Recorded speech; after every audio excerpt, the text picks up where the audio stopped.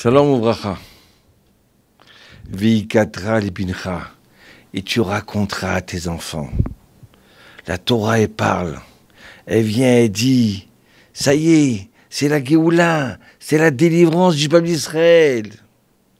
On est dans le grand cirque en Égypte. Il y a les grenouilles, il y a le slow qui se transforme en sang, il y a les bêtes féroces, mais toutes ces plaies-là, c'est extraordinaire.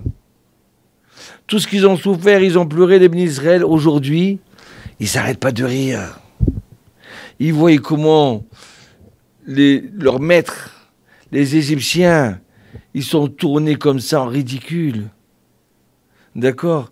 Ils se baladent dans la rue avec des grenouilles sur la tête, sur le nez, sur les épaules. Et le juif, il est tranquille. C'est quoi ça? Et puis d'un seul coup, eh ben, c'est l'obscurité. Les Égyptiens, ils sont restés. C'est une obscurité spéciale parce qu'une obscurité opaque. Ça veut dire, l'Égyptien, il s'est gratté le nez, puis d'un seul coup, il y a eu la pleine obscurité, mais il reste comme ça. Il reste comme ça. Il était presque assis, eh bien, il reste comme ça, à moitié. Et il ne peut plus bouger pendant plusieurs jours. Et les bénis d'Israël, eux, ils viennent, ils marchent dans leur obscurité, et ils voient tout. Mais c'est de la rigolade, ça. D'accord? Je ne sais pas qui cherchait à se venger, les bénis d'Israël. Mais ils ont tellement eu peur d'eux. Ils ont tellement souffert. Ils ont tellement vu de l'obscurité, eux, dans leur vie, où ils ne comprenaient plus où elle était la main de Dieu. Ils ne comprenaient plus qu'est-ce qui se passait, pourquoi c'est le méchant qui réussit, et c'est l'homme vrai, le vrai juif qui souffre. Et ben maintenant, ils viennent de comprendre. Why? Maintenant, ils en rigolent.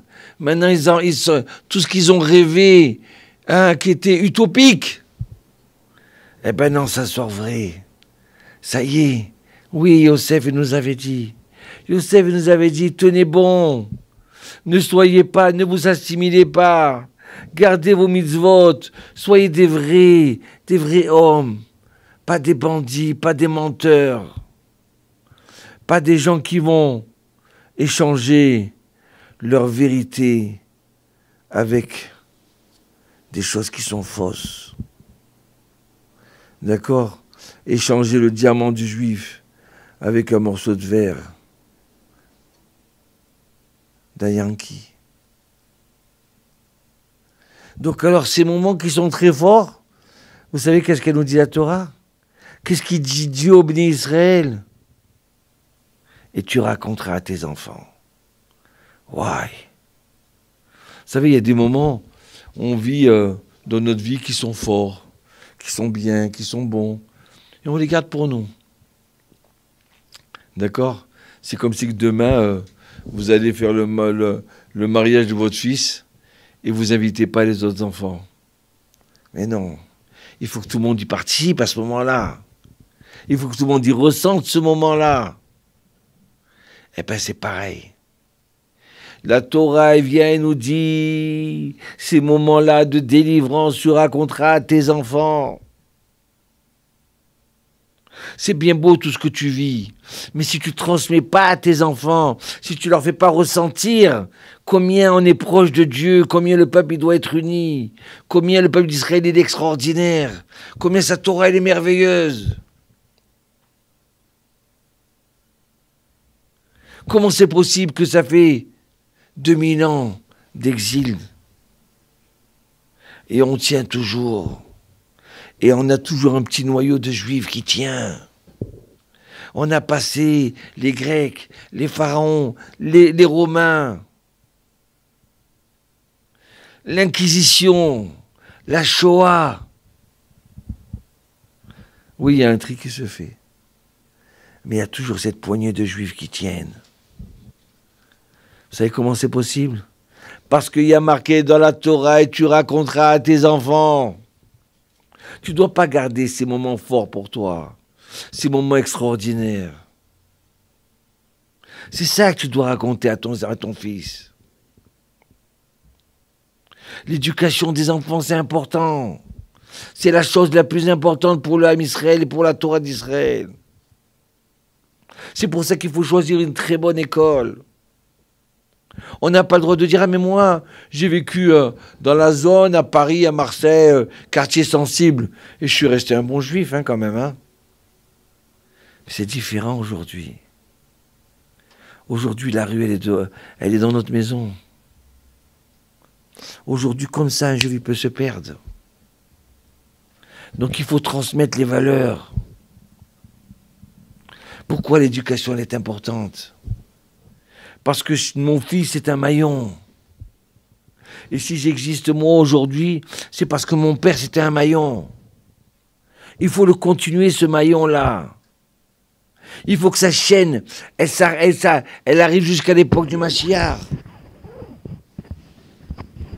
Voilà pourquoi nos sages viennent nous disent, la Torah vient nous dire, et tu raconteras à ton fils.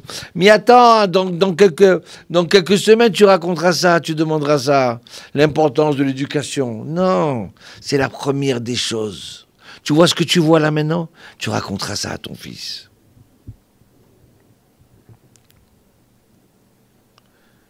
Vous savez,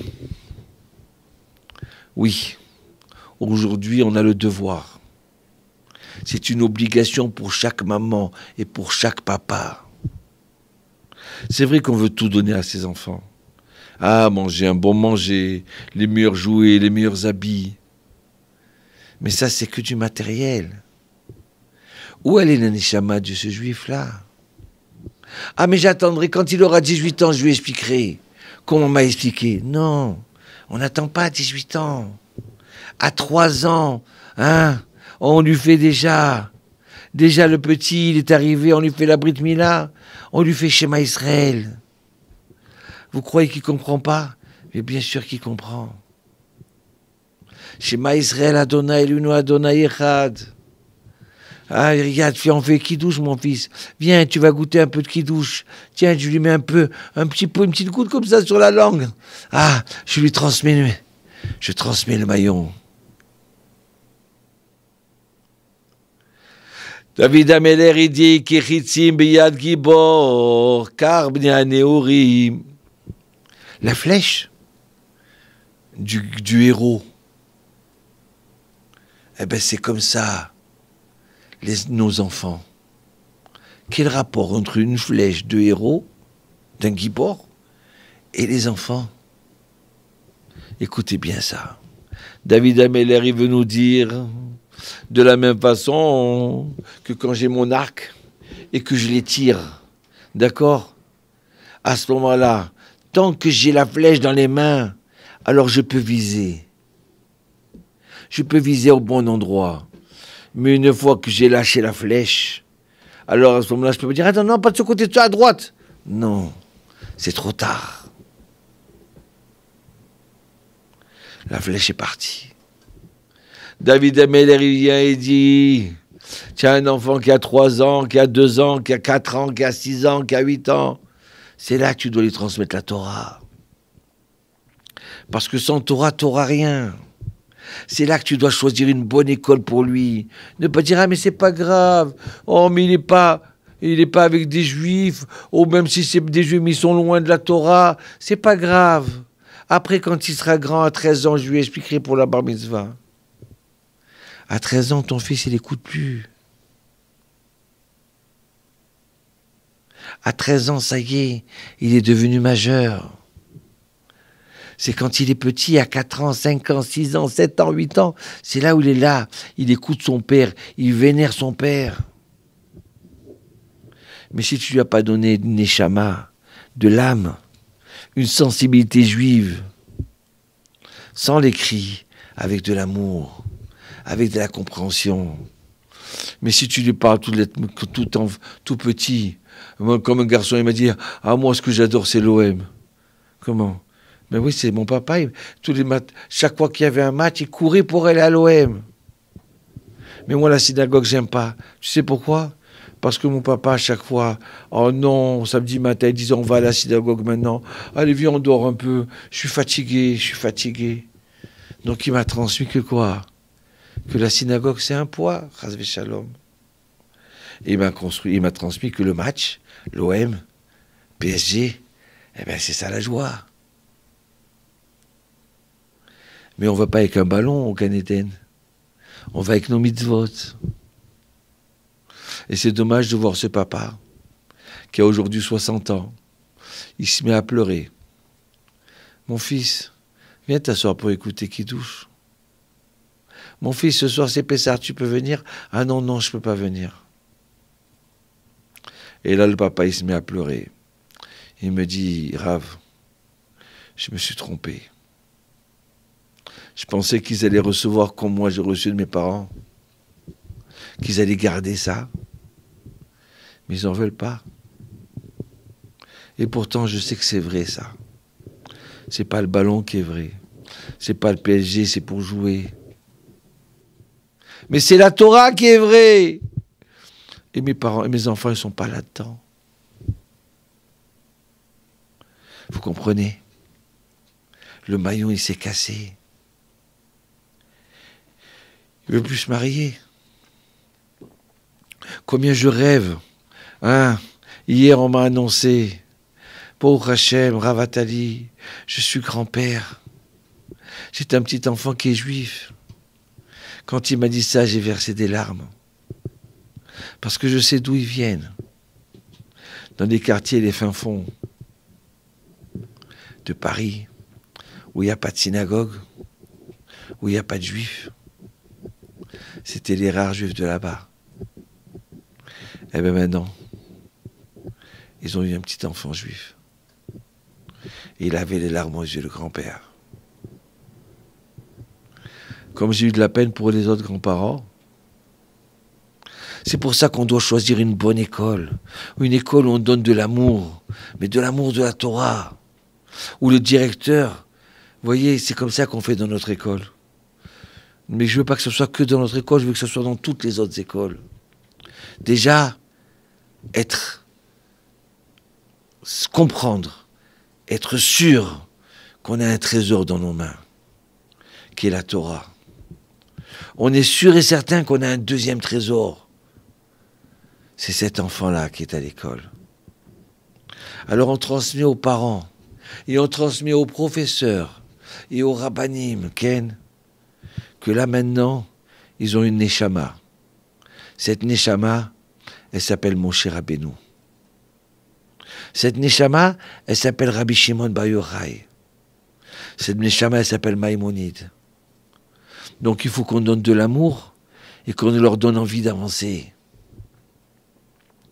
Comme une maman de Achoma qui m'a dit, Rav Atali, ou plutôt elle a raconté ça à mon fils. Elle lui a dit, vous savez, aujourd'hui c'est le plus beau jour de ma vie. Je dis, ah pourquoi? Eh bien hier c'était l'anniversaire de mon fils. Je lui ai dit, mon fils, qu'est-ce que tu veux que je t'achète? Une trottinette? Je t'achète un vélo? Tu m'as fait maman, je suis prêt à tout te donner. Alors il m'a dit, maman, il avait 6 ans. Il a 6 ans. Il m'a dit, maman, tu sais ce que je veux? Je veux une photo, un beau cadre de Rabbanim que je mets dans ma chambre. Ouais. Il a préféré le cadre des Rabbanim à un vélo. Alors qu'il a le droit, c'est un enfant, il a le droit de jouer. Il a le droit d'avoir un vélo. J'en ai pleuré. Rav, comme je suis content que mon fils il est chez vous. Je suis content que mon fils il court pour aller à l'école. Il aime son professeur. Il aime son Rav. Vous comprenez? Aujourd'hui, si on ne choisit pas une bonne école, l'enfant il peut sortir avec des boucles d'oreilles dans le nez, dans les yeux, à droite, à gauche, et en train de courir pour essayer de gagner de l'argent pour lui acheter la drogue, que Dieu nous en préserve. Aujourd'hui, les dangers ils sont immenses. Il faut que nous, on choisisse le meilleur pour notre fils. C'est pour ça que, au moment, le summum du peuple d'Israël, de la sortie d'Égypte, Akadosh Hu demande, et tu raconteras à ton fils. Comme la mitzvah de Hakel, où on réunit, le roi il réunissait à Sukkot tous les enfants d'Israël. Et la Torah dit, attends, ramène aussi les bébés avec toi. Mais pourquoi faire un enfant de 2 ans, 3 ans? Qu'est-ce qu'il comprend? Qu'est-ce qu'il va comprendre à cette réunion de tout le peuple d'Israël? Écoute, toi tu comprends pas ce qu'il comprend. Mais lui, il a besoin de ce moment-là. Voilà.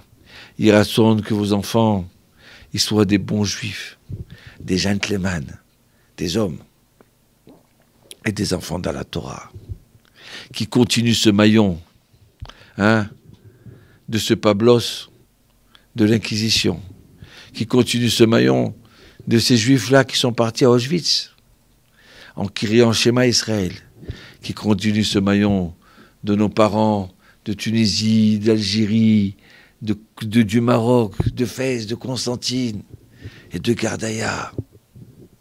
C'est tellement vrai, tellement beau. C'est dommage de l'échanger avec du verre. Mais on va réussir. Et on va gagner. Ba'atzlacha. Bonne chance.